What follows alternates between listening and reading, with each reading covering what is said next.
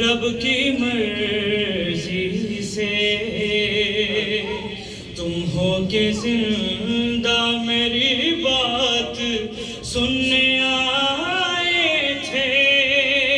हाँ बुला रहा हूँ दोबारा,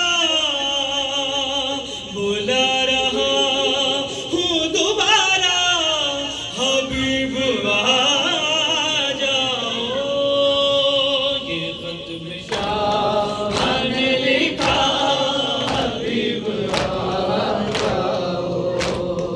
ये खत में शाह ने लिखा, हबीब आ जाओ।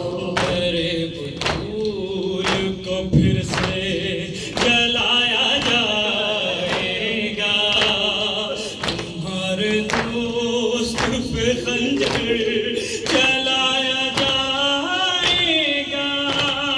नहीं है वक्त ज़्यादा, नहीं है वक्त ज़्यादा, हबीब आ जाओ।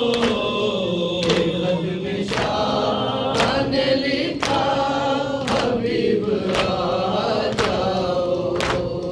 ये खत में शाह ने लिखा, हबीब आ जाओ। ये खत नहीं इससे बहनों